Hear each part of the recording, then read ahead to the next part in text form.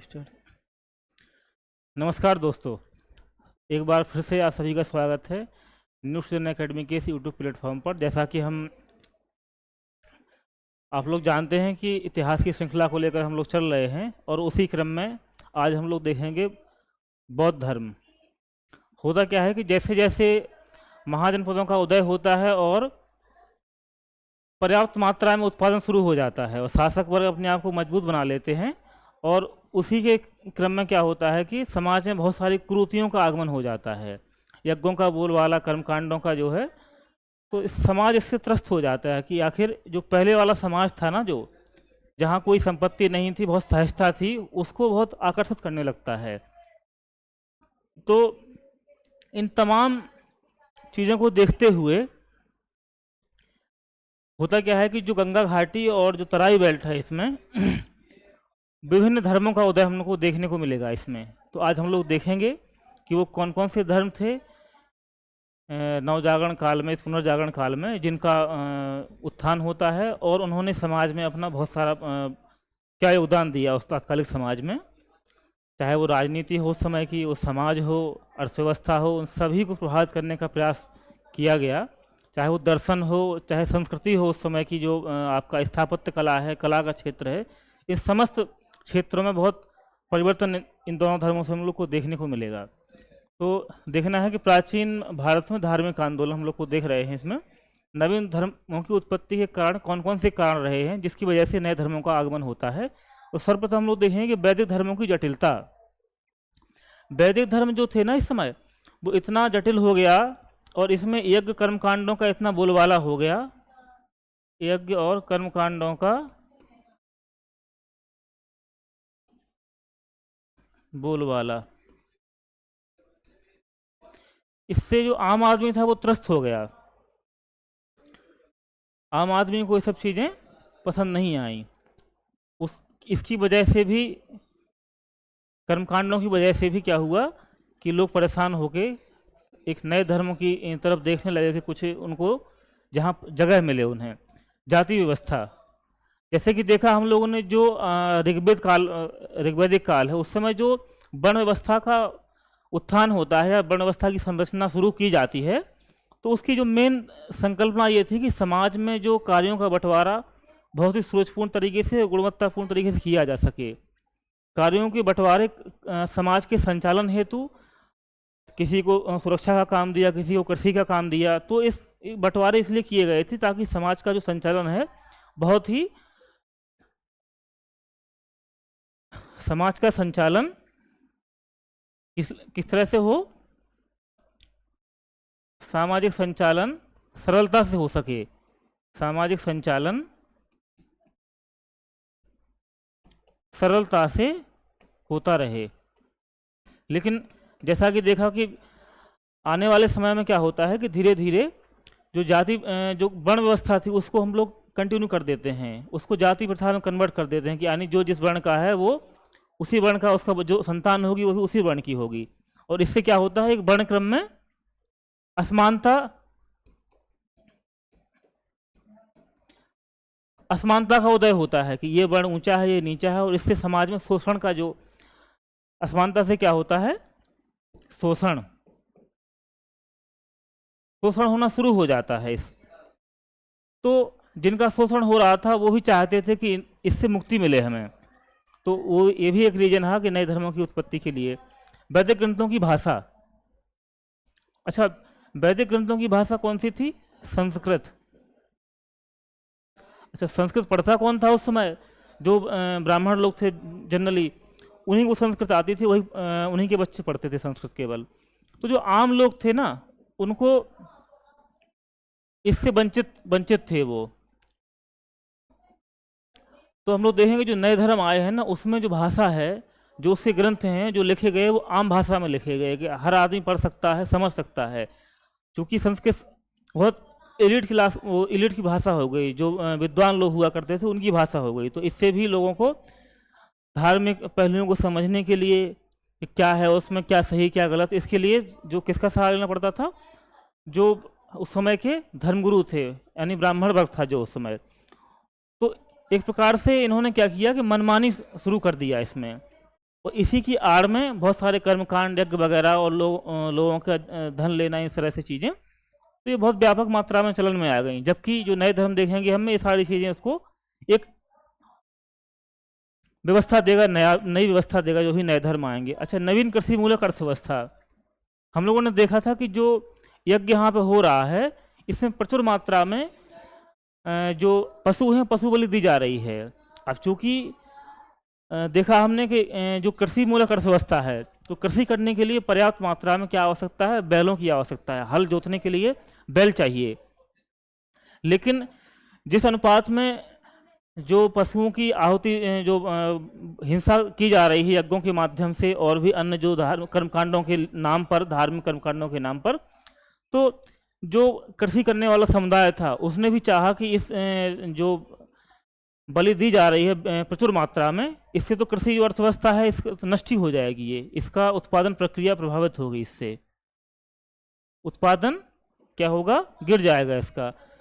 क्योंकि मेन तो बैल ही थे उस समय, जानवर ही हुआ करते थे इसके लिए, तो इन्होंने भी रोकना चाहा। और वैश्य वर्ग के महत्व, चूँकि था क्या कि जो हम लोगों ने देखा था उत्तर वैदिक काल में कि केवल वैश्य वर्ण के लोग ही अपना कर चुकाया करते थे, बाकी के 3 और वर्ण थे, ब्राह्मण वर्ण, क्षत्रिय और शूद्र, इनको कर देने का कोई वो नहीं था, प्रतिबद्धता नहीं थी इनके पास में कोई।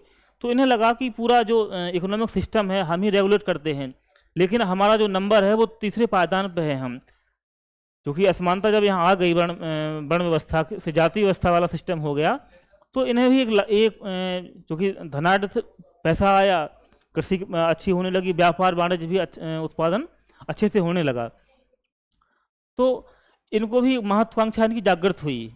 और इन धर्मों, जो नवीन धर्म देखेंगे, इन्होंने इनको वो सम्मान दिया है। और यही वजह है कि इन्होंने मुक्त हस्त दान दिया।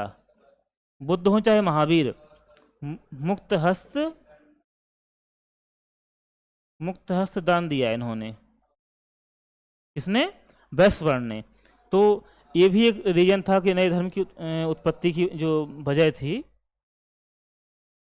हम लोग देखेंगे कि अनुकूल राजनीतिक दशा, चूँकि जो कर्मकांड हैं और जितने भी समाज में प्रचलित हैं जो अंधविश्वास कार्यक्रम हो रहे हैं, उससे क्या था कि जो बहुत सारे जनपद के राजा हुआ करते थे वो भी त्रस्त थे इन चीज़ों से, तो उन्होंने भी चाहा कि ये कुछ, और हम लोग देखेंगे कि चाहे वो महावीर हों और चाहे वो बुद्ध हों, इन दोनों जो थे वो किससे, क्षत्रिय कुल से थे। तो राजनीतिक अनुकूल दशा अर्थात संरक्षण प्राप्त हुआ इन धर्मों को,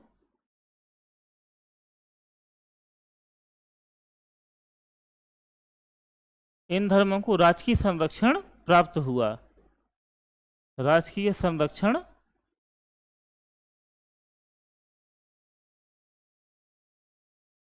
प्राप्त हुआ। तो राजनीतिक संरक्षण के चलते भी इन धर्मों की उत्पत्ति होती है।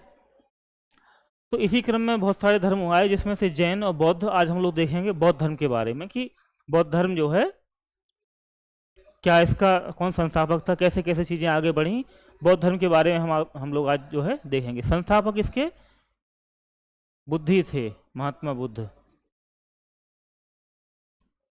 बुद्ध, इसके संस्थापक। अच्छा, बुद्ध का मतलब होता क्या है? बुद्ध का मतलब है बोध। बोध का अर्थात क्या हुआ? ज्ञान, जिसे ज्ञान प्राप्त हुआ हो। कौन है वो? महात्मा बुद्ध। बुद्ध ज्ञान प्राप्त के बाद ही कहलाए वो। असल नाम तो उनका सिद्धार्थ था, असल नाम उनका जो है सिद्धार्थ है, इसीलिए ये बौद्ध धर्म कहलाया। क्योंकि सिद्धार्थ को ज्ञान की प्राप्ति के बाद जैसे बोध प्राप्त हुआ, बोध के प्राप्त होने के बाद वो क्या कहलाए? बुद्ध कहलाए। जन्म कहाँ हुआ है इनका? हम लोग देखेंगे लुम्बिनी, जो कि आज का जो नेपाल है वहाँ पड़ता है लुम्बिनी। 563 ईसा पूर्व में जन्म होता है। पिता इनके कौन थे? शुद्धोधन थे, जो कपिल वस्तु का जो शाक गणराज्य था उसके गणराजा थे ये। कौन थे ये? गणराजा कपिल वस्तु शाक गणराज्य के ये थे, ठीक है ना। माता कौन थी इनकी? महामाया या माया देवी इनका नाम था, और ये कोली गणराज्य की कन्या थी। सिद्धार्थ का नाम तो मालूम ही है, पत्नी इनकी यशोधरा थी जो शाक कुल की बेटी थी, और पुत्र कौन था, पुत्र का नाम था इनके राहुल। चलो हम लोग देखते हैं आगे। अच्छा, इनका जो घोड़ा घोड़ा था जो, उसका नाम क्या था, कंथक। और सारथी रथ पे जिस निकले ये, उसका नाम था चाण। मृत्यु उनकी 483 ईसा पूर्व में मल्लों की राजधानी थी जो कुशीनारा। मल्ल की राजधानी कौन थी, कुशीनारा, वहाँ पे इनकी मृत्यु 483 ईसा पूर्व में होती है। गृह त्याग इन्होंने कब कब किया, 29 वर्ष की आयु में गृह त्याग कर देते हैं अपना, और लगभग 6 वर्ष तक भटकते रहते हैं ये ज्ञान प्राप्ति की खोज में। 6 वर्ष तक भटकते रहते हैं।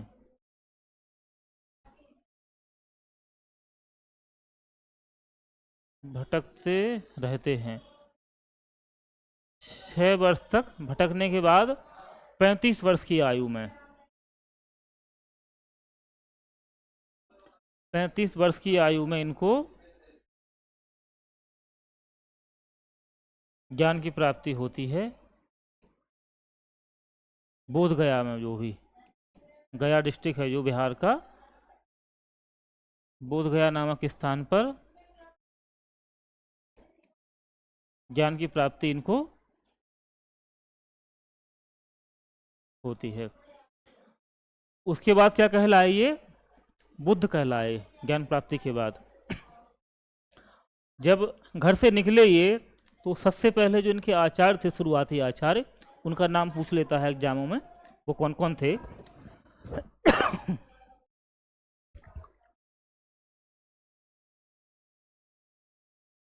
जो पहले आचार्य थे इनके, अलार कलाम, जो कि वैशाली क्षेत्र था, वहाँ पर इनकी मुलाकात होती है। और ये सांख्य दर्शन के जानकार थे। किसके, सांख्य दर्शन, सांख्य दर्शन के ये दार्शनिक थे। और जो दूसरे इनके गुरु हैं धर्माचार्य रुद्रक रामपुत्र, ये इनसे मुलाकात राजगृह में होती है, जिन्होंने प्रारंभिक इन्होंने शिक्षा इनसे ली। तो इन्हें कौन है ये, प्रारंभिक गुरु हैं दोनों।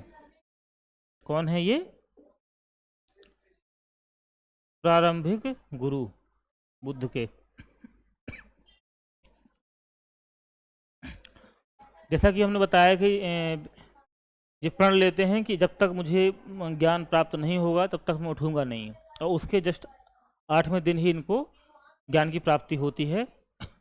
कहाँ होती है वो, उर्वेला नामक जगह है वो, जो कि बोध गया में पड़ता है। ज्ञान प्राप्ति के बाद ये कहाँ आते हैं, ऋषिपत्तनम। ऋषिपत्तन आते हैं, जो कि सारनाथ डिस्ट्रिक्ट है हमारा, जो है सारनाथ में पड़ता था। और यहाँ सबसे पहले 5 ब्राह्मण सन्यासियों को इन्होंने अपनी शिक्षा दी। इसी को बोलते हैं बौद्ध धर्म की भाषा में धर्म चक्र प्रवर्तन। क्या बोलते, धर्म चक्र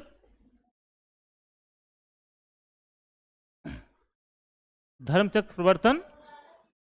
कौन सी घटना है ये, सब ज्ञान प्राप्ति के बाद सर्वप्रथम 5 ब्राह्मण सन्यासियों को जो इन्होंने ज्ञान दिया, जो अपना उपदेश दिया, उसी घटना को क्या कहा गया है, बौद्ध धर्म में धर्मचक्र प्रवर्तन। अच्छा, तपस्सु एवं भल्लिक, देखिए कितनी बढ़िया घटना है।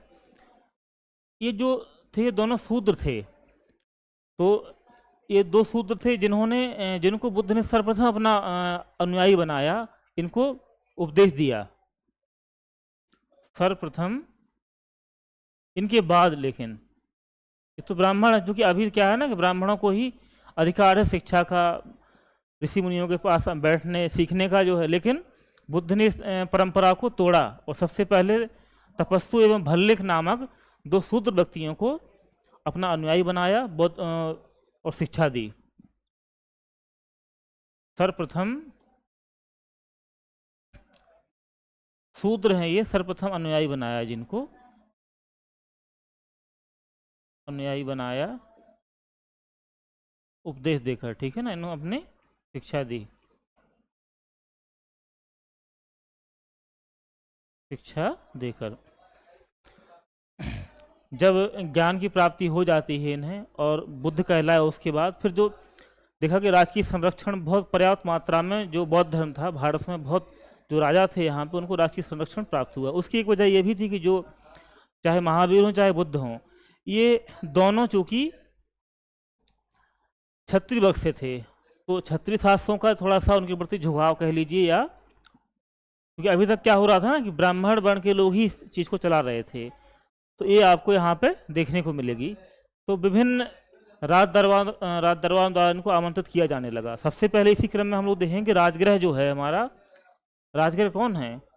मगध की राजधानी है ये, जो हम लोगों ने पढ़ा था पिछले चैप्टर में मगध साम्राज्य के बारे में। तो इस समय बिंबिसार यहाँ का शासक है। तो बिंबिसार सबसे पहले इनको आमंत्रित करता है कि आइए महाराज हमारे राज्य में और हमको अपना आशीर्वाद दीजिए। तो सबसे प्रथम सर्वप्रथम कहाँ जाते हैं? ये राजगृह जाते हैं। और जो बिंबिसार है इनको क्या करता? बेणुवन विहार, बेणुवन विहार गिफ्ट करता है इनको। इसके लिए बेणुवन विहार दान में देता है, इनको दान करता है। असल में कॉन्सेप्ट आता है बिहार और चैत्य वाला। बिहार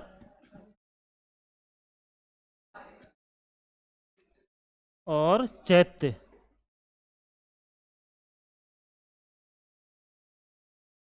बिहार और चैत्य, क्योंकि ये बिहार जो है ना, ये होता था ऋतु प्रवास के लिए।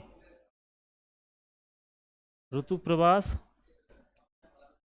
ऋतु प्रवास कह लीजिए, चाहे जो भी गर्मी हो गया चाहे बारिश हो गई, तो एक प्रकार से ये था बौद्ध भिक्षुओं के ठहरने का स्थान, बौद्ध भिक्षुओं के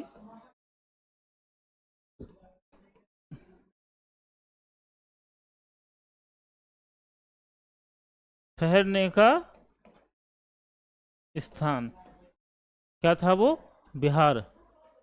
जहाँ पे बौद्ध भिक्षु निवास करते थे वो बिहार था। और चैत्य क्या होता था? चैत्य था ये पूजा स्थल।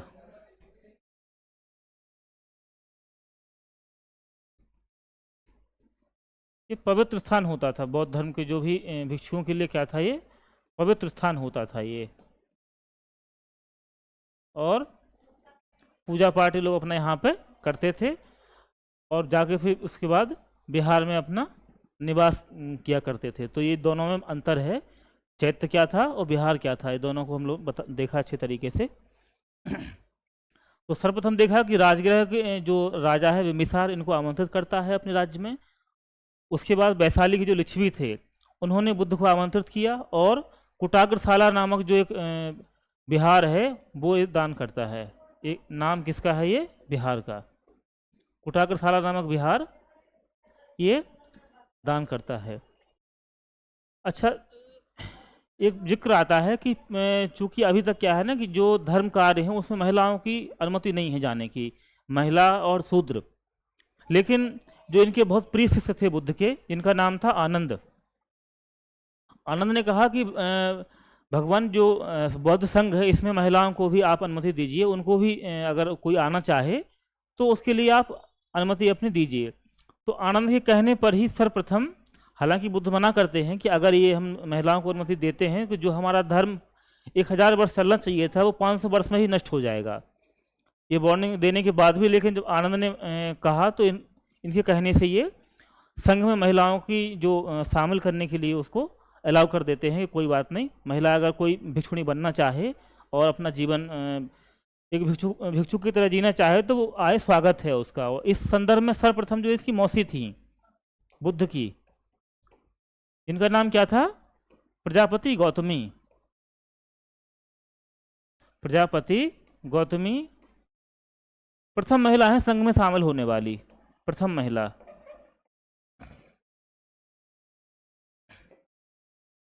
प्रथम महिला जो संघ में शामिल हुई, संघ में शामिल होने वाली प्रथम महिला कौन है? प्रजापति गौतमी। और इन्हीं ने इनका पालन पोषण भी किया है। किसका? बुद्ध का। सिद्धार्थ जो थे, इनकी माता का देहांत बचपन में ही हो गया था, इनकी मौसी ने ही इनका पालन पोषण किया और वही सर्वप्रथम एक महिला के रूप में संघ में प्रवेश करती हैं।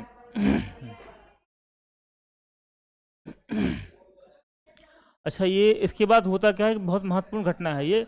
इनके ज्ञान प्राप्ति के 20वें वर्ष बाद, जो बुद्ध को ज्ञान प्राप्त होता है उसके 20 वर्ष बाद क्या था, एक अंगुली मालस्य नाम का डाकू था। अंगुली माल नाम जो है बहुत ही खतरनाक डाकू हुआ करता था, तो उसको इन्होंने शिष्य बनाया। और इस घटना से जो बुद्ध की प्रभावशीलता थी वो बहुत ज़्यादा बढ़ गई, वो जिससे राजा महाराजा भी उस समय के डरा करते थे। इतना खतरनाक खूंखार डाकू था ये। लेकिन बुद्ध की सात्विकता और उनकी जो प्रभाव था, उनका एक ऑरा था जो पॉजिटिव जो है, तो उसका भी हृदय परिवर्तन करने के लिए विवश कर दिया किसको, अंगुली माल को। और ये भी अपना सब छोड़ के अपने कुकर्मों को इनके साथ आके बन जाता है क्या, बौद्ध भिक्षु बन जाता है ये लास्ट में। ये भी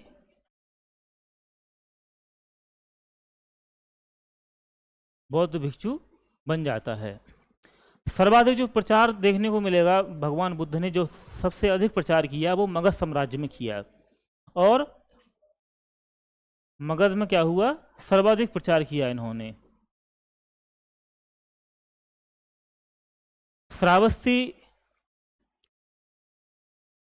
श्रावस्ती में क्या हुआ, सर्वाधिक उपदेश दिए इन्होंने अपने, जो कि कौशल राज्य की राजधानी हुआ करती थी।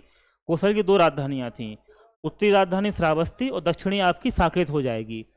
तो सर्वाधिक उपदेश जो दिए, और किस भाषा में उपदेश दिए इन्होंने, पाली भाषा, जो कि आम लोगों की भाषा हुआ करती थी।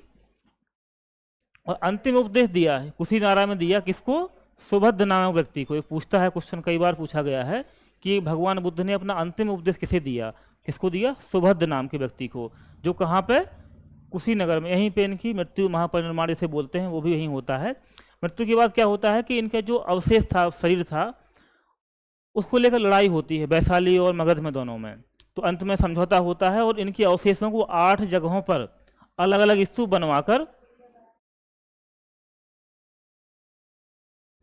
बनवाकर रखवा दिया जाता है। स्तूप बनाकर रखवाया गया। हम लोग देखेंगे कि जब अशोक का शासन आएगा मौर्य काल में, तो इन्हीं 8 स्तूपों से वो लेके इन अवशेषों को 84,000 स्तूपों का निर्माण करते हैं। और पूरे भारत में बौद्ध धर्म को प्रसार करने में अशोक का बहुत बड़ा योगदान हमको देखने को मिलेगा। हम लोग देखेंगे बौद्ध धर्म की शिक्षाएं, कि बौद्ध धर्म से क्या क्या सीखने को मिला। बहुत सारे दार्शनिक सिद्धांत निकल के आए, समाज में उनका क्या उपादेयता थी उनकी, और राजनीति के क्षेत्र में। तो सबसे पहले क्या था ना, कि इन्होंने जो आम भाषा थी, आम लोगों की भाषा पाली थी, उसमें उपदेश दिया। तो इसका प्रभाव ज़्यादा हुआ लोगों, क्योंकि क्या था ना, कि जो ब्राह्मण धर्म है इस समय संस्कृत इलिटनेस की भावना है उसमें। जितने भी धर्म ग्रंथ हैं वो सिर्फ संस्कृत में हैं। जानने वाले उनके कौन है, ब्राह्मण लोग हैं। उनके नाम पे वो कुछ भी गलत करें, कोई रोकने वाला नहीं है उनको, चाहे शासक ही क्यों ना हो। तो वो भी उसका फायदा उठा रहे थे, यज्ञों का, बलि आहुति, तो तमाम कर्मकांड। लेकिन इसमें क्या था कि जो भी धर्मग्रंथ लिखे जाएंगे आगे, जो बहुत संगीतियाँ होंगी वहाँ देखेंगे हम लोग, तो पाली में ही इनके धर्मग्रंथ हैं सारे, और पाली ही भाषा बोल रहे हैं भगवान बुद्ध, उनके भिक्षु समझा रहे हैं चीज़ों को, बौद्ध धर्म के बारे में।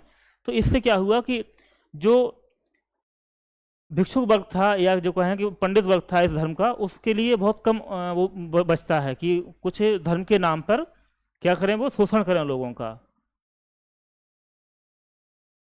तो जहाँ शोषण नहीं होगा क्या होगी, वहाँ समानता होगी,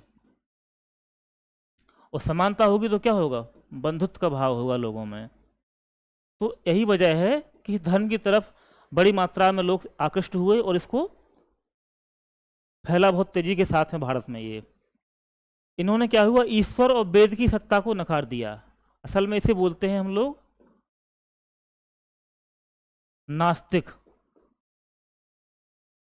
जो नास्तिक धर्म है बेसिकली वो 3 हैं, हम लोग अलग चैप्टर बनाएंगे, उसमें पढ़ेंगे जो थर्ड दर्शन और नास्तिक धर्म जो डेवलप हुए हैं भारत में, क्योंकि क्वेश्चन बहुत ज़्यादा पूछता है। नास्तिक धर्म कौन से हैं, तो पहला तो हमारा चारवाक, जो कि चारवाकों द्वारा चलाया गया, तो पूर्णतः भौतिकतावाद को बढ़ावा देता है। दूसरा है हमारा बौद्ध, और तीसरा हमारा जैन धर्म। नास्तिक इसीलिए कहा गया क्योंकि ये वेदों की सत्ता को नहीं मानता है, वेदों की सत्ता और ईश्वर इसीलिए आगे कॉन्सेप्ट आएगा निरीश्वरवादी धर्म कौन कौन से हैं। तो निरीश्वरवादी धर्म 3 हैं हमारे। कौन कौन से? चारवाक, बौद्ध और जैन। ठीक।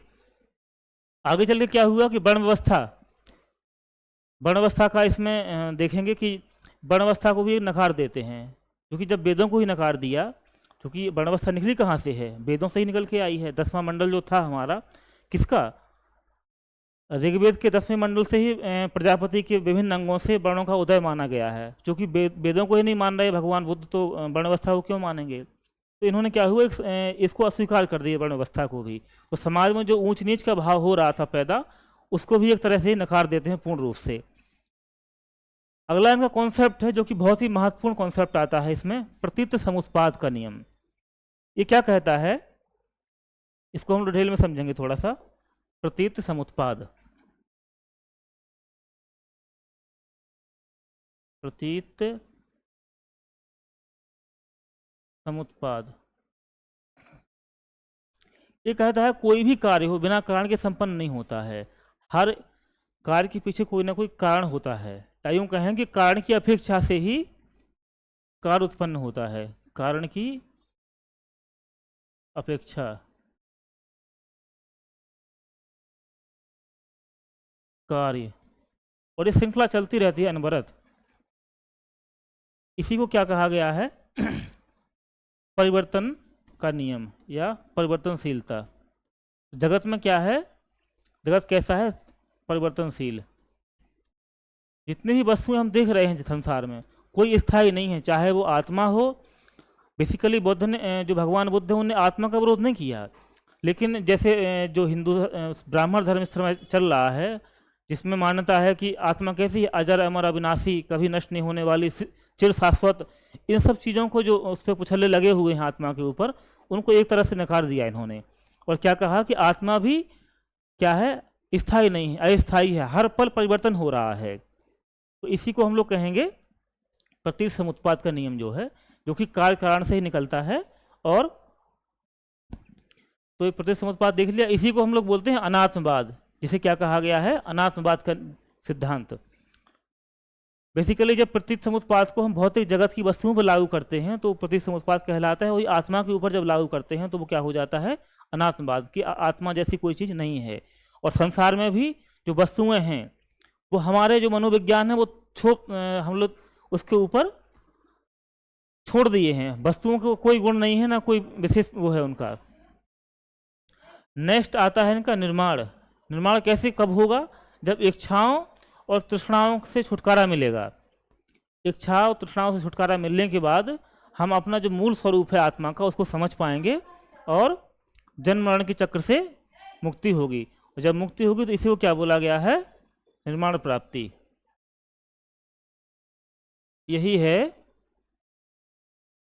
निर्माण प्राप्ति। ठीक। बुद्ध, जो बौद्ध धर्म है, इसमें बेसिकली जो त्रिरत्न का कॉन्सेप्ट आता है। त्रिरत्न कौन कौन से हैं? बुद्ध, धम्म और संघ। इनका जो है कॉन्सेप्ट इसमें देखने को मिलेगा आपको। 4 आर्य सत्य हैं इसमें टोटल। 4 आर्य सत्य कौन कौन से हैं? सबसे पहले है दुख, अर्थात संसार कैसा है? दुखमय है। दुख समुदाय, दुख का कारण है संसार में। और आगे है दुख निरोध, क्योंकि कारण है तो उसका निदान भी होगा। तो दुख निरोध बताता है कि निदान का जो है, इसका निदान भी हो सकता है। और दुख निरोध गामिनी प्रतिपदा, ये बताती है कि दुख जो है, उस कारण है, उसको कैसे खत्म किया जाए, उस दुख को कैसे समाप्त किया जाए, उसका रास्ता बताने का जो है, क्या है वो? दुख निवारण का रास्ता।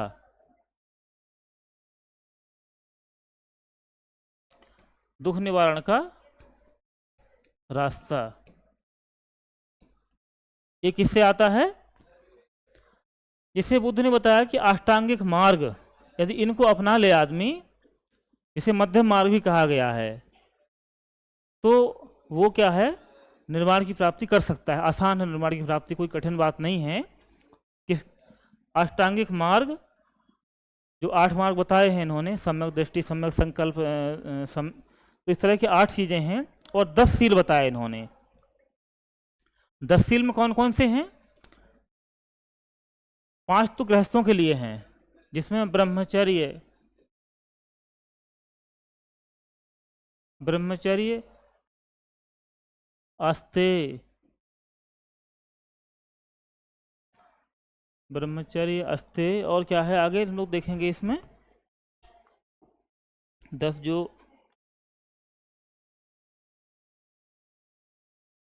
सत्य, अहिंसा, सत्य, अहिंसा, सत्य, अहिंसा, ब्रह्मचर्य, अस्तेय, और जो लास्ट हमारा है वो क्या है, अपरिग्रह। क्या हो जाएगा, अपरिग्रह। ब्रह्मचर्य का मतलब है कि अपने आप को वासना से मुक्त रखना जो है।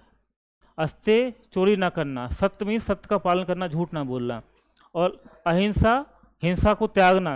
अपरिग्रह, कर का जो धन है उसका संग्रह न करना, धन को कलेक्ट करके ना रखना। ये 5 सिद्धांत किसके लिए थे, गृहस्थों के लिए, और 5 भिक्षुओं के लिए भी थे, जैसे आभूषणों का त्याग, अच्छे बिस्तरों का त्याग, ठीक है ना, और जो क्या बोलते हैं उसे, भोग विलास की जो वस्तुएं हैं उनका भी त्याग। इस तरह से 5 जो बताए गए हैं सील, वो किसके लिए थे, ये 5 बौद्ध भिक्षुओं के लिए थे और 5 थे गृहस्थों के लिए। दर्शन जैसे कि देखा कि अनीश्वरवादी अनीश्वरवाद क्या है, ईश्वर की सत्ता में विश्वास ना करना, विश्वास ना करना। शून्यतावाद, शून्यतावाद कहता है कि जो भी भौतिक जगत की वस्तुएं हैं उन पे जो गुणों का आक्षेपण किया है वो हमने अपने मनोवैज्ञानिक रूप से कर लिया है, वो वैसी नहीं है। वो कैसी हैं, जगत की वस्तुएं स्वभाव शून्य है, असल में जगत की वस्तुएं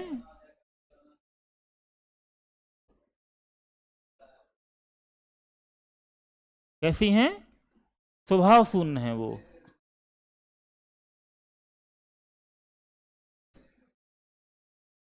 अनात्मवाद जैसे बताया हमने कि क्या है, आत्मा चिर शाश्वत इस तरह से नहीं है, प्रतिपल परिवर्तनशील है जो आत्मा है। इसी को क्षणिकवाद बोलते हैं कि जितने भौतिक जगत की वस्तुएं हैं वो परिवर्तनशील हैं, ये भौतिक जगत में लागू होता है ये। और अनात्मवाद होता है आत्मा, आत्मा के लिए, आत्मा के लिए, भौतिक जगत के लिए। एक प्रकार से इन दोनों के लिए क्या है, ये परिवर्तन का नियम है, ये परिवर्तन का नियम। तो अनात्मवाद हो किसके लिए, आत्मा प्रतिपल परिवर्तनशील है, चिर स्थायी शाश्वत नहीं है। क्षणिकवाद किसके लिए, जो भौतिक जगत की वस्तुएं हैं जो हम देख रहे हैं वो कैसी हैं, हर पल बदल रही हैं, वो स्थायी नहीं हैं। तो ये 2 कॉन्सेप्ट इनके, शून्यवाद अनिश्वरवाद देख चुके हम लोग। उपसंपदा, उपसंपदा क्या थी इसमें, जो कोई नया व्यक्ति जाता था संघ में प्रवेश पाने के लिए, तो अगर उसकी स्वीकारोक्ति हो जाती थी तो उस घटना को क्या बोलते थे, संघ में प्रविष्टि हेतु उसकी स्वीकार्यता, इस घटना को बोला गया है उपसंपदा। ठीक, नेक्स्ट जो इसमें महत्वपूर्ण एक वर्ड आता है श्रमण। श्रमण होता क्या है, संघ की सदस्यता आपको मिल गई है, इस घटना में 10 वर्ष तक आपको रहना पड़ता था। 10 वर्ष तक रहने के बाद श्रमण के रूप में 10 वर्ष तक रहने के बाद आप क्या हो, भिक्षु बनते थे प्रॉपर रूप से। इसके बाद क्या था, भिक्षु बनाया जाता था, भिक्षु का दर्जा इसी के बाद जो है मिलता था किसको, जो भी नया व्यक्ति शामिल होने गया उसमें। ठीक है ना। एक कॉन्सेप्ट आता है पवरन, बहुत महत्वपूर्ण कॉन्सेप्ट है ये, पूछा गया है प्रश्न जो है। ये क्या था कि जो ऋतु प्रवास हुआ करता था बौद्ध भिक्षुओं का, तो ये लोग इकट्ठे होते थे किसी चैत्य, जो बिहार हुआ करते थे, बिहारों में रुकते थे ये लोग। तो इसमें जो अगले वर्ष का जो क्या रणनीति होगी प्रचार करने की, बौद्ध धर्म के प्रचार करने के लिए, उसकी रणनीति को डिस्कस करते थे। और इन्होंने जो नियमों का उल्लंघन किया, जो गलतियां इनसे हुई हैं, वो सामूहिक रूप से क्या करते थे, इनको स्वीकार करते थे और अपना अपराध बोध स्वीकार करने के बाद प्रायश्चित करते थे ये लोग। उसी घटना को बोला गया है इसमें पौराण। भिक्षु और उपासक दो कॉन्सेप्ट आते हैं। भिक्षु वो थे जो घर संसार छोड़ के और परमानेंट रूप से भगवान बुद्ध के साथ हो लिए और उन्हीं का प्रचार प्रसार बौद्ध धर्म का कर रहे हैं, वो थे भिक्षु।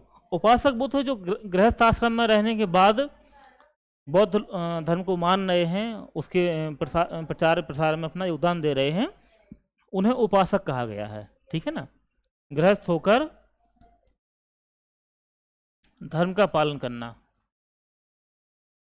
धर्म का पालन करना, ये कौन था? उपासक होता था। कुछ घटनाएं हैं और जिन्हें भगवान बुद्ध के जीवन से जोड़ा जाता है और उनसे रिलेटेड कुछ चिन्ह भी हैं। ये क्वेश्चन बहुत पूछा जाता है। जैसे भगवान बुद्ध का जो जन्म है, जन्म किससे जोड़ा जाता है? कमल और साण से। गृह त्याग घोड़ा, ज्ञान प्राप्ति जो है वो बोधि वृक्ष जो कि पीपल। निर्माण की घटना को पद चिन्हों से देखते हैं हम लोग। मृत्यु इसी को बोलते हैं महापरिनिर्वाण। क्या? महापरिनिर्वाण, जो कि स्तूप से डिनोट किया गया है। ये बुद्ध की जो घटनाएं, जीवन की 5 घटनाएं हैं जन्म से लेकर मृत्यु तक के बीच में, ये विभिन्न उनके चिन्ह हैं। क्वेश्चन पूछा जाता है बेसिकली। अच्छा, संघ में कुछ प्रवेश वर्जित थे। हर किसी को संघ में जो नहीं लिया जाता था, उसके कौन कौन से नियम थे संघ के? इसमें क्या था? जो अवयस्क बच्चा है, अवयस्क हो, अवयस्क छोटा बालक, बीमार व्यक्ति,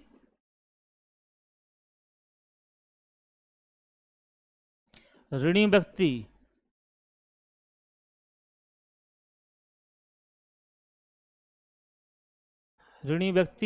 अवयस्क, बीमार व्यक्ति, इस तरह के जो लोग थे इसमें संघ में इनको शामिल नहीं किया जा सकता। हत्यारा हो कोई, और दास रोगी। ऋणी, हत्यारा, दास, रोगी। हत्यारा भी है कोई, किसी को मार के अगर सोचे कि हम बुद्ध में शामिल हो जाएं, संघ में शामिल हो जाएं, तो उसके लिए दरवाजे बंद थे, आप नहीं जा सकते हैं। हाँ, आप ऋण चुका दीजिए, स्वस्थ हो जाइए, उसके बाद आएंगे तो आपका स्वागत है। संघ का दरवाजा इन्होंने क्या किया? हर जाति और लिंग अर्थात महिलाओं के लिए भी इन्होंने, लिंग से तात्पर्य यहाँ पे महिला से है, दोनों के लिए अपने संघ के दरवाजों को खोला और दोनों को प्रवेश दिया इन्होंने। सबसे पवित्र त्योहार कौन था इसमें? बैसाख पूर्णिमा। बौद्ध धर्म का सर्वाधिक पवित्र त्योहार कौन सा है? बैसाख पूर्णिमा, क्योंकि इसी दिन भगवान बुद्ध का जन्म, इसी दिन इनको ज्ञान प्राप्ति होती है और इसी दिन इनका महापरिनिर्वाण हुआ है। तीनों घटनाएं जो हुई हैं, कब हुई हैं? वो बुद्ध पूर्णिमा को, बैसाख पूर्णिमा को। इसलिए बुद्ध धर्म में ये सबसे महत्वपूर्ण त्यौहार है, सबसे अच्छा दिन माना गया है। कुछ बुद्ध साहित्य जो हैं, जो लिखे गए हैं, सर्वाधिक महत्वपूर्ण हैं, उनको हम लेके आए हैं। सबसे महत्वपूर्ण है सुत्त पिटक। इसकी रचना आनंद ने की है, और ये जो आपका प्रथम बौद्ध संगीति होती है उसी में लिखा जाता है। बौद्ध साहित्य कौन सा? सुत्त पिटक और विनय पिटक। ये दोनों साहित्यों की रचना कब हुई है? प्रथम बौद्ध संगीति में। इसमें क्या है? बौद्ध धर्म के सिद्धांत जो बुद्ध ने अपने उपदेश दिए, जो धार्मिक सिद्धांत थे, बौद्ध और बौद्ध धर्म के धार्मिक सिद्धांतों का उल्लेख कहाँ पे है? सुत्त पिटक में। विनय पिटक में क्या मिलता है? अनुशासन संबंधी नियम, जो भिक्षुणियों के लिए अनुशासन संबंधी नियम थे इनके, कैसे आपको प्रचार करना है, सारी चीज़ें वो कहाँ देखने को मिलेगी। और इसका जो लिखा गया है उपाली द्वारा। किसने लिखा है इसे? उपाली नाम का जो शिष्य था, किसका? भगवान बुद्ध का। उसने विनय पिटक की रचना की है। और सुत्त पिटक की रचना किसने की? रचना उपाली, और इनके आनंद ने इसकी रचना की थी। किसकी? सुत्त पिटक की। और अभिधम्म पिटक जो था उसमें दार्शनिक सिद्धांत थे, बौद्ध धर्म के दार्शनिक पहलुओं को जो विवेचना मिलती है। इसको किसने लिखा? मोगली पुत्तिस्म ने। मोगली पुत्तिस्म मोगली पुत्तिस में जो कि हम देखेंगे कि जो तीसरी बौद्ध संगीति आयोजित होगी उसके अध्यक्ष भी हैं, जिन्होंने इसकी रचना की, किसकी, अभिधम पिटक की रचना की। बौद्ध संगीतियाँ जो हुई हैं, प्रथम बौद्ध संगीति ये कहाँ हुई?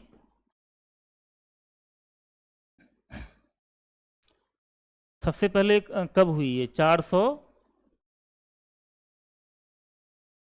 प्रथम बौद्ध संगीति 483 ईसा पूर्व। कब? 483 ईसा पूर्व। और वैशाली कहाँ पर, जगह कौन सी है? राजगृह है इसकी, राजगृह की सप्तपर्णी गुफा। कहाँ पे? सप्तपर्णी गुफा। इसका जो किसके शासन था इस समय? अजातशत्रु, अजातशत्रु। और अध्यक्ष कौन था इसका?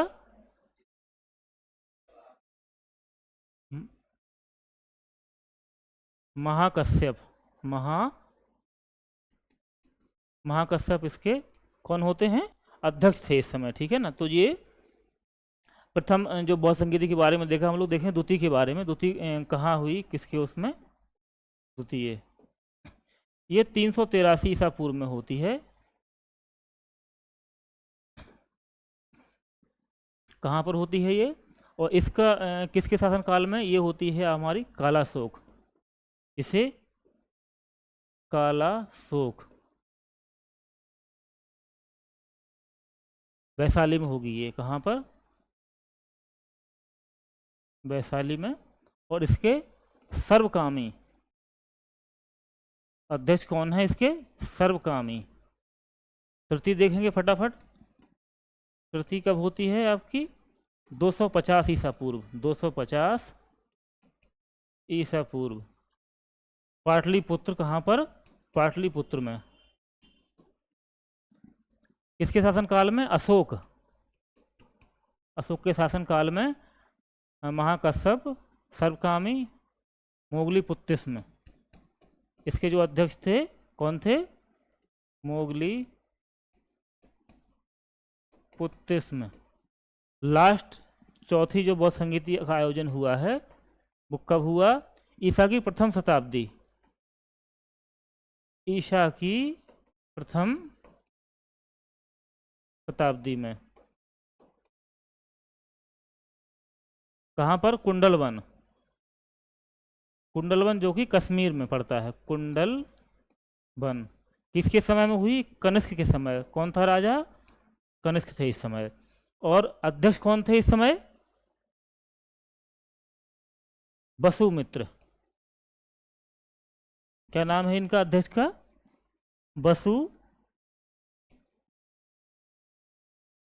वसुमित्र, ठीक।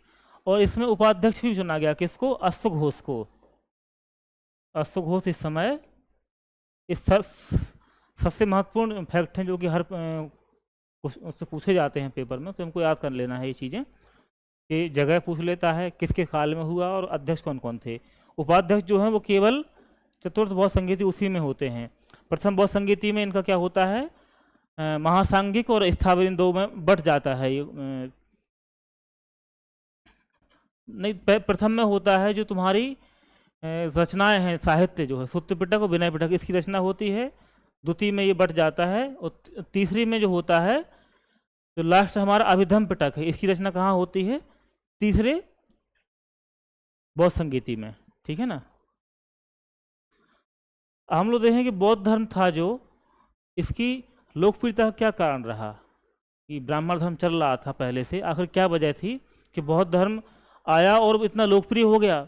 यूपीएससी ने क्वेश्चन ही पूछा है कि आखिर क्या कारण है कि जिस पृथ्वी पे, जिस मिट्टी पे ये धर्म उत्पन्न हुआ, वहाँ से समूल नाश हो गया, इसका क्या वजह है? यूपीएससी ने मेंस में क्वेश्चन पूछा है अपने में। सबसे पहले थी इसकी सरलता, जो इसकी कर्मकांड कोई नहीं थे इसमें।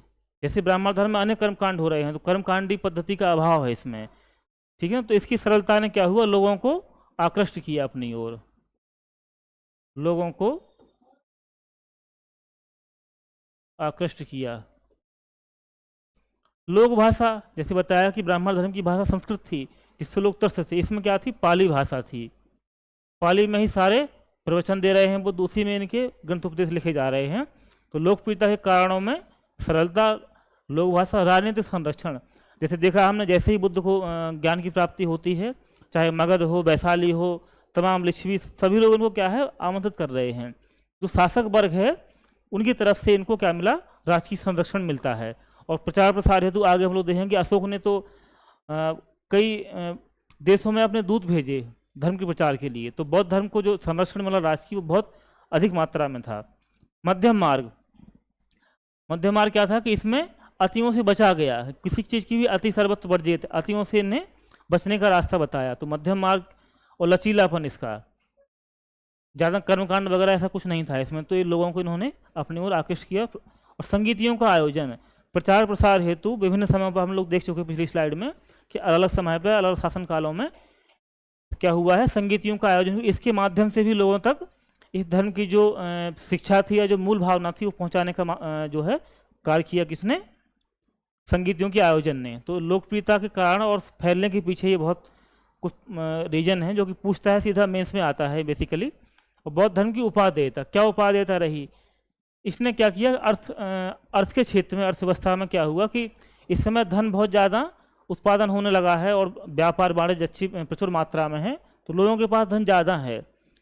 तो वो ये धर्म क्या, इसमें अभी देखा हमने अस्तेय का कॉन्सेप्ट आया है। अस्तेय, अपरिग्रह, अपरिग्रह का मतलब होता है कि धन को इकट्ठा ना करना, उतना ही संग्रह करो जितनी आपकी आवश्यकता हो। तो जो गरीब लोग हैं, निचला वर्ग का तबका है, वो क्या होगा, इनकी तरफ आकृष्ट होगा क्योंकि उसके पास धन नहीं है। तो धन की लोलुपता में कम, इन्होंने बताया कि धन ही वो वजह है जो आपस में हिंसा, घृणा, ईर्ष्या, इन तमाम चीज़ों की जननी है धन। तो हम लोग को क्या करना है कि जो बौद्ध भिक्षु हैं वो धन नहीं रखेंगे। अस्तेय, अपरिग्रह जैसे कॉन्सेप्ट थे इसके, इन्होंने आर्थिक क्षेत्र में बड़ा परिवर्तन किया कि धन की जो महत्ता घर में बढ़ रही थी बहुत ज़्यादा, कि लोग धर्म को ना माने, जबकि जो मानवीय गरिमा है उसके हिसाब से मूल्यों को समझें और मनुष्यों को एक बराबरी का हक दें। तो इसने अपना इसमें बहुत बड़ा योगदान दिया।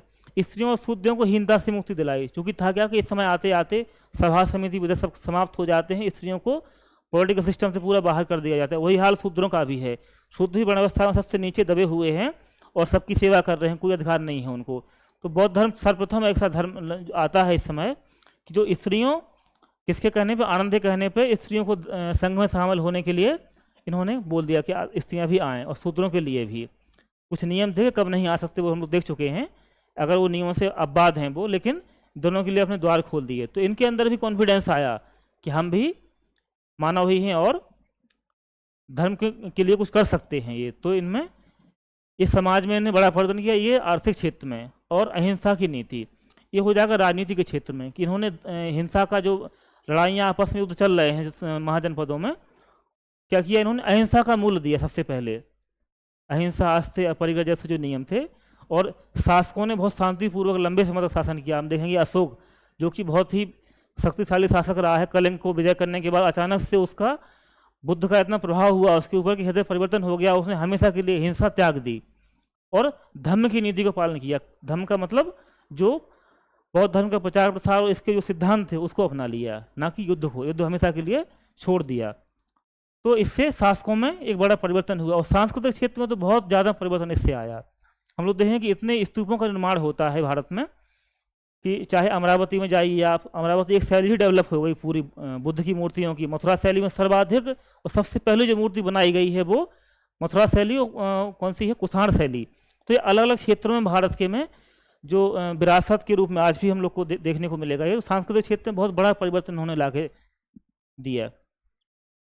लास्ट प्रश्न आता है कि जो बौद्ध धर्म यहाँ पनपा, इतनी उसकी लोकप्रियता हुई, इतना फैला, बहुत शासकों ने भी उसको बहुत संरक्षण दिया, और क्या वजह है कि आज एक प्रकार से समूल उसका नाश हो गया इस भारतीय महाद्वीप, या कहें कि भारत से जो है। तो उसके पीछे बहुत, जैसे कि ब्राह्मणवादी क्रियाकलापों का समावेश, कि जो कमियां ब्राह्मण धर्म में थीं वही इन्होंने अपना ली। कर्मकांडी जो पद्धति ब्राह्मण धर्म में थी वो इसमें आ गई।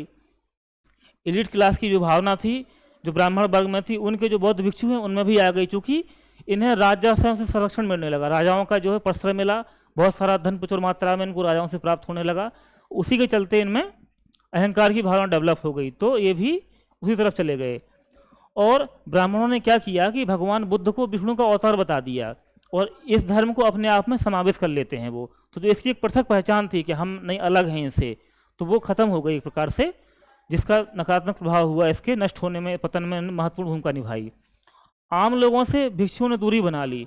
जो शुरुआत में क्या था कि भिक्षु एक भाषा बोलते थे, अपने जो पाली भाषा है, और भिक्षा मांग के अपना जीवन यापन करते थे। लेकिन इस समय आते आते क्या हुआ ना कि जो बौद्ध मठ हुआ करते थे उसमें प्रचुर मात्रा में धन का संग्रह हो गया और बहुत ही सुख सुविधाओं का उपभोग करने लगे ये। तो आम लोगों से भिक्षुओं की दूरी हो गई। संस्कृत को अपनाया इन्होंने, जो कि एलिट भाषा कही जाती थी उस समय की, वो क्या करते हैं ये बौद्ध भिक्षु भी अपना लेते हैं। और चाहे वो आपका क्या बोलते पूजा, मूर्ति पूजा वाला काम हो, ये भी यहाँ से शुरू हो जाता है। और बौद्ध मठ कुरीतियों के केंद्र बन गए। देखेंगे कि जैसे जैसे जब भिक्षुणियों का इसमें शामिल होना शुरू हो जाता है महिलाओं का, तो विलासिता के केंद्र गढ़ बन के ये उभरे बौद्ध मठ, तो जिसने पतन में बहुत सारी भूमिका निभाई। जो लोगों के मन में इनके प्रति सम्मान था, जो विश्वास था, वो क्षीण होता गया धीरे धीरे। और धन संचय, चूँकि बहुत अधिक मात्रा में इनको राज्यों से प्रश्रय मिला और बहुत अधिक मुक्त हस्त से धन दिया गया इनको राजाओं के द्वारा। तो जो धन लेके गए तो इनके जो निवास तो कुछ थे नहीं परमानेंट, तो मठों में ही बेसिकली इनका निवास हुआ करता था। तो जो मठ हुआ करते थे वो बहुत ही एक प्रकार से धन संचय का वो अड्डा बन गए बहुत सारे। तो जो अरबी आक्रमणकारी देखेंगे हम लोग जब आगे का इतिहास पढ़ेंगे मध्यकालीन, तो जो बाहर से आक्रमणकारी आए उन्होंने क्या किया, इन पर आक्रमण किया और जो बौद्ध भिक्षुओं को मारा, कत्लेआम किया उनका, और जो वहाँ के बिहार मठ हुआ करते थे इनका तोड़फोड़ की इन्होंने। इसकी वजह से भी धर्म के पतन में इसने महत्वपूर्ण भूमिका निभाई। राजकीय संरक्षण, अभी हम देखा कि जो शुरुआत में जितने भी महाजनपद हैं उनसे इनको बहुत प्रश्रय मिल रहा है बौद्ध धर्म को, लेकिन आगे क्या होगा कि जब शक-कुषाण वगैरह ये सब आएंगे आगे, जो है सातवाहन हैं, गुप्त हो गए, तो इन्होंने क्या किया कि ब्राह्मण धर्म को बढ़ावा दिया इस समय तक। तो जो राजकीय संरक्षण को मिल रहा था वो भी धीरे धीरे नष्ट होता है, जो उनके पतन के कारण में महत्वपूर्ण भूमिका निभाता है। और लास्ट जो पॉइंट है हमारा, शैव धर्म से प्रतिद्वंदता। इन्होंने शैव धर्म से सीधा शत्रुता का भाव जो है हो गया इसका, क्योंकि शशांक गौड़ का जो राजा था, कौन था, शशांक गौड़ नरेश था, जो ये भी कौन था, ये शैव ही था। तो इस प्रतिद्वंदता के चलते ही जो बोधि वृक्ष था वो कटवा देता है। क्या किया इसने, बोधि वृक्ष को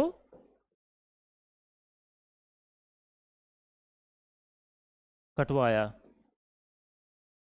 और इनके मठों वगैरह भिक्षुओं को यहाँ से भागने पर मजबूर कर दिया। तो ये 7-8 रीजन रहे हैं जिसकी वजह से जो आज बौद्ध धर्म हमारे भारतीय महाद्वीप से, अब कहेंगे भारत से, पूर्णतः समाप्त हो गया। उसके पीछे की जो रीजन थे वो हम लोगों ने देखे। तो ठीक है, आज रहने देते हैं, आज का लेक्चर यहीं तक। अगले दिन मिलेंगे कि नए टॉपिक के साथ में, जिसमें हम लोग शायद जैन धर्म डिस्कस करेंगे। ठीक, थैंक यू, धन्यवाद।